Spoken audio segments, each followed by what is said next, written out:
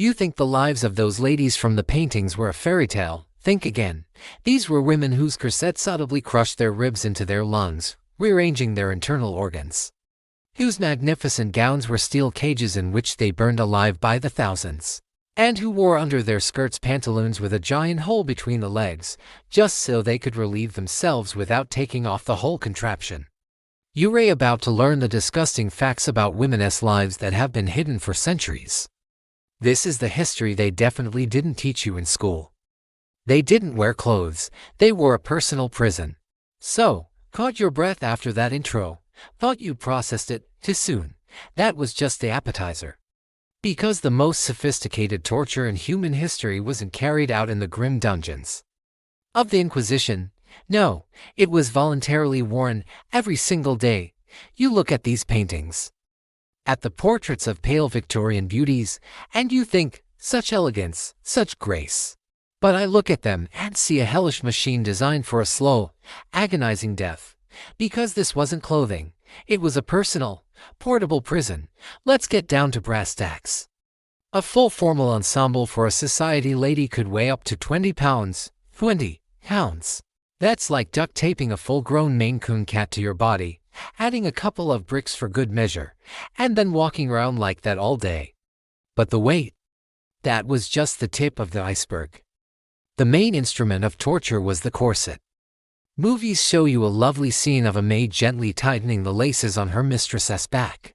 How romantic. Now for reality. These corsets, reinforced with whalebone and later steel plates, were cinched so tight that ribs would crack and shift. They literally grew inward, becoming deformed, compressing the lungs and displacing internal organs. Imagine your liver and stomach playing a game of Tetris, trying to cram themselves into a space half their normal size. Every breath wasn't a gulp of air, but a short, shallow gasp. Fainting spells were so common they even had a poetic name for them, the vapors. A woman would simply pass out from lack of oxygen. And everyone around would coo, "Oh, what a delicate constitution." She's not delicate, you idiots. She's suffocating. And here's the part where your history teacher would have awkwardly turned the page. All this deformation didn't just lead to fainting. It led to chronic illnesses, to miscarriages, to the inability to bear a healthy child, beauty built on broken ribs and a mangled future. And for what? To have a wasp-thin waist. So some foppish dandy in a powdered wig could say, "Mademoiselle, you look ravishing tonight." But we've only talked about the upper body. What about below the waist, down there? You had the crinoline. Think it's just a poofy skirt? Nope.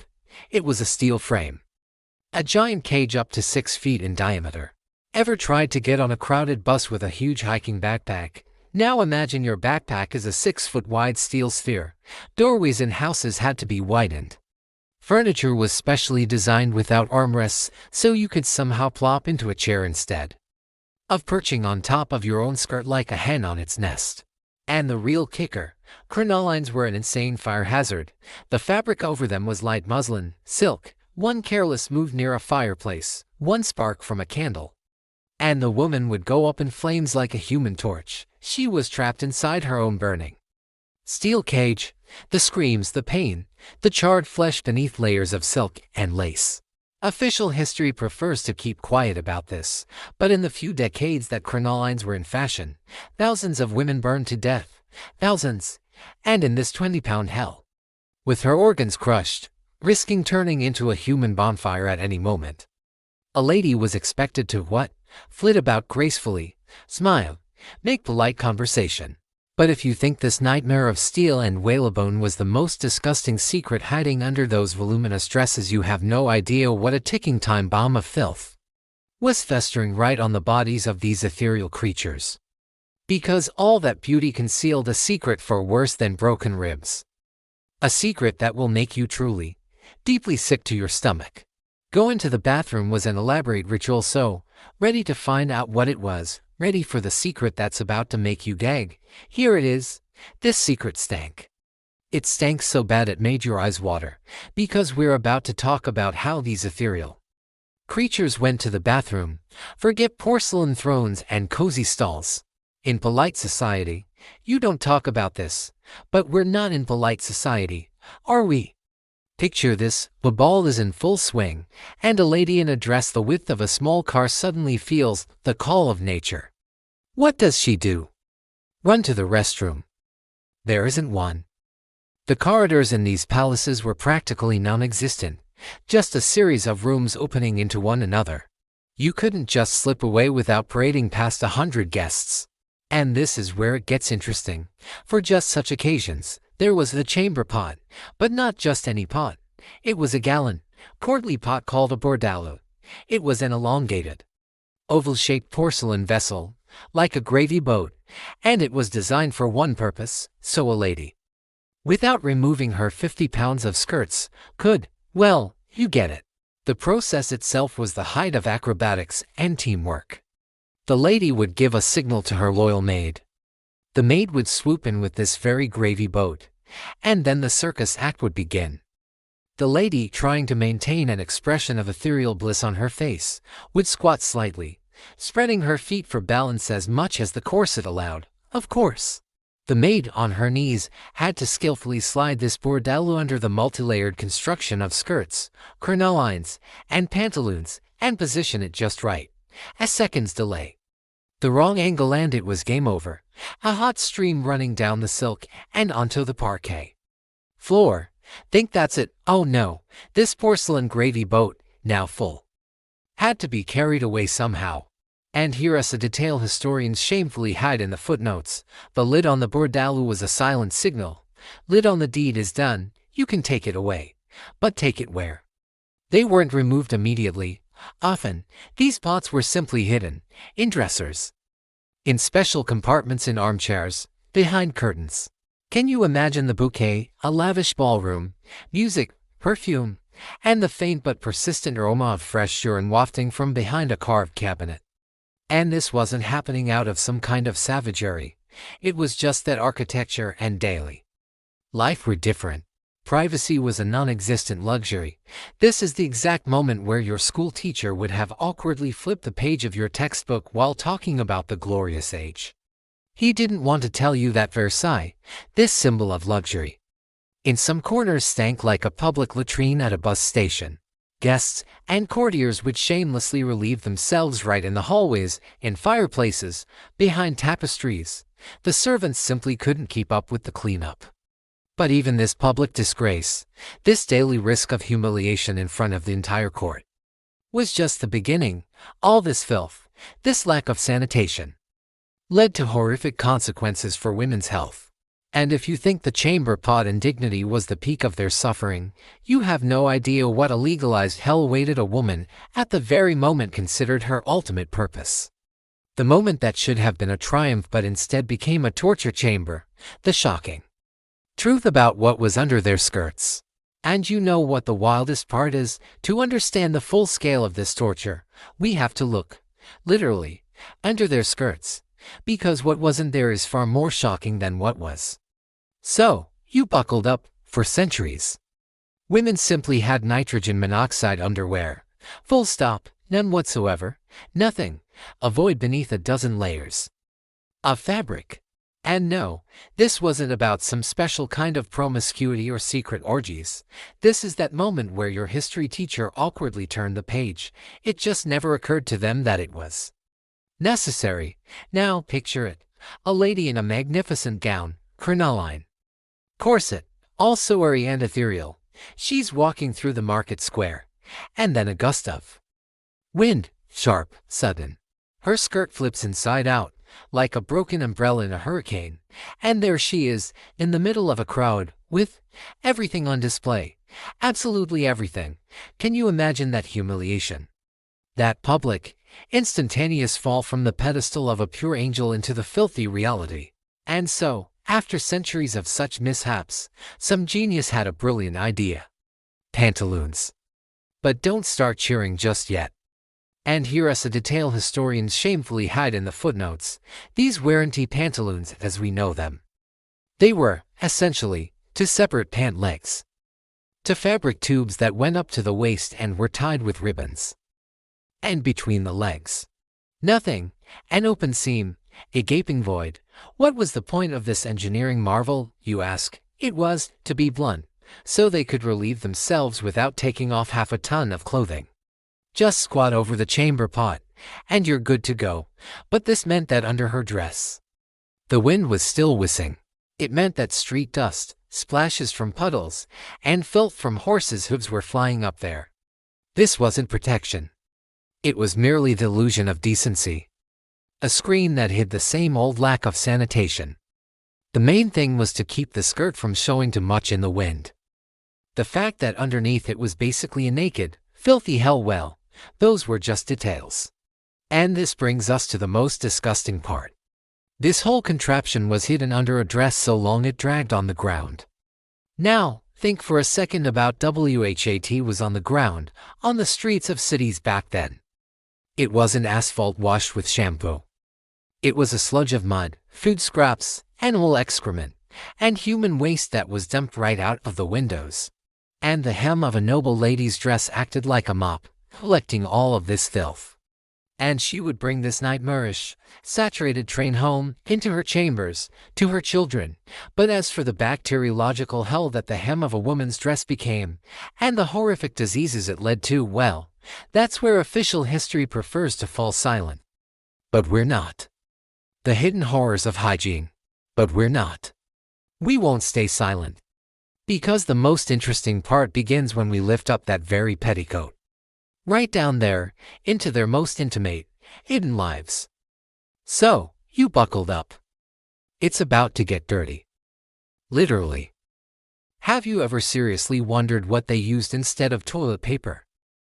No, really, stop for a second and imagine it. No soft, free-ply, quilted rolls for you. Nothing. In the best-case scenario, if you were an aristocrat, you'd be handed pieces of linen cloth. Reusable, of course. Which a servant would then rinse in a basin of cold water and hang to dry for the next time. You feel that?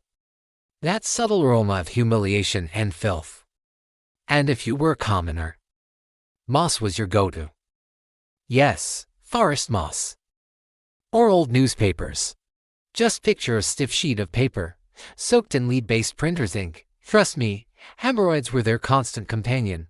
But wait, there's more. We started with the dress, remember? You think they washed it, huh? Fat chance. This is the stuff they definitely don't teach you in fashion history class. Expensive. Fabrics like silk and velvet couldn't just be tossed in the wash.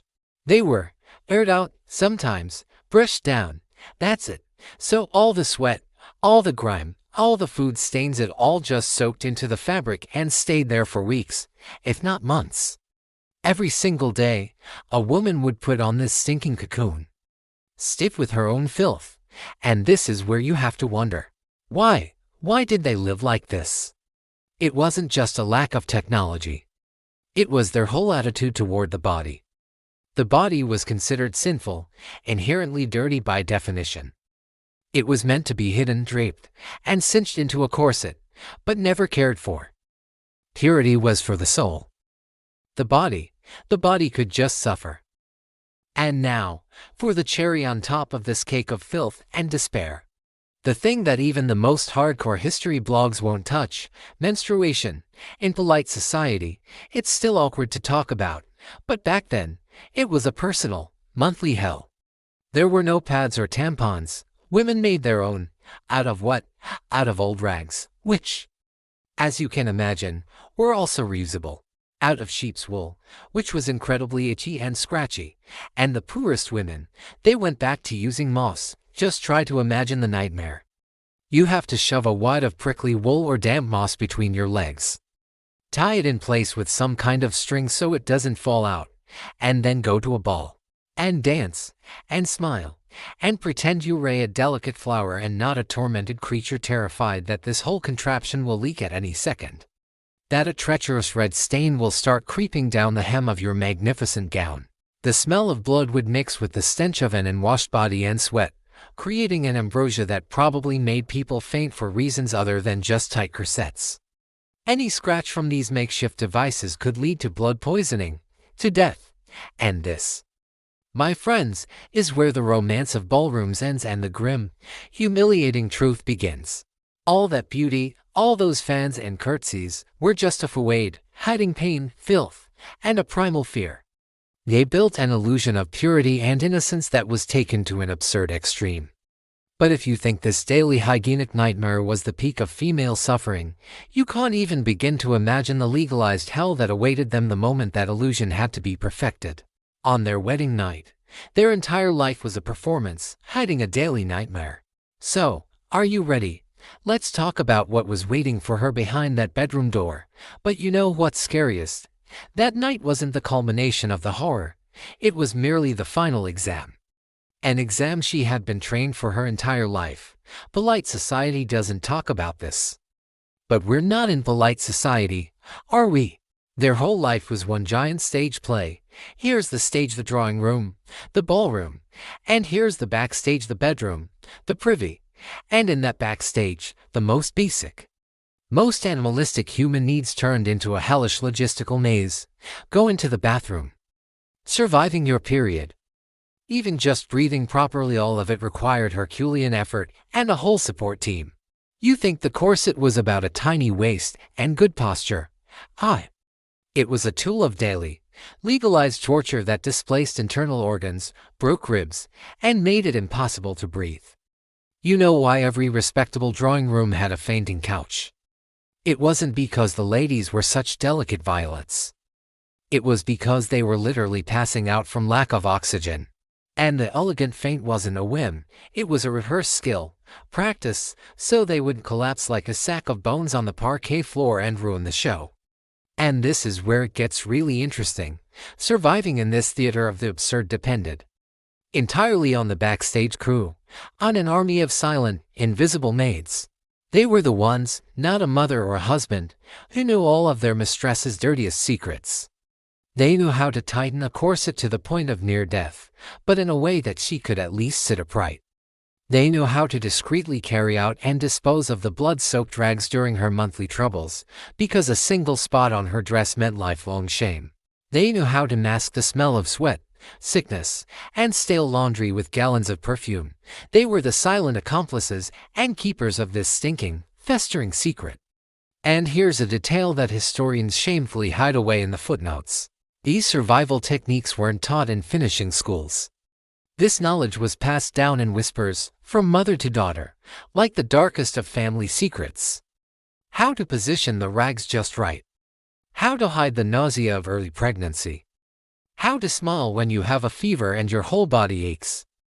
The most important skill a girl was taught wasn't embroidery or playing the harpsichord. The most important skill was the ability to endure pain, humiliation, and disgust with a stone face and a sweet smile. To hide her suffering behind a perfectly starched mask of elegance. But how do you maintain this illusion of a perfect porcelain doll when your own body is betraying you? When beneath the layer of powder is a feverish flush, and under the perfume is the stench of sickness? Well, for that, they had their own secret arsenal, a makeup bag stuffed with lead, mercury, belladonna, poisons. Poisons that made them beautiful on the outside while slowly and agonizingly killing them from the inside. And it's this deadly makeup, this beauty that was paid for not just with money, but with years of their own lives, that we'll talk about next time. So, as you can see, behind the facade of the Golden Age lay not just discomfort, but a daily, stinking, and humiliating hell. If you're tired of the glossy history from your textbooks and want more of this raw, unfiltered truth, what are you waiting for? Smash that subscribe button and ring the bell so you don't miss the next expose. Now it's your turn. Drop a comment below and tell me what other aspect of the beautiful past you suspect was hiding a total train wreck. Food, medicine, relationships. We'll break down the wildest theories next time. Catch you on the flip side.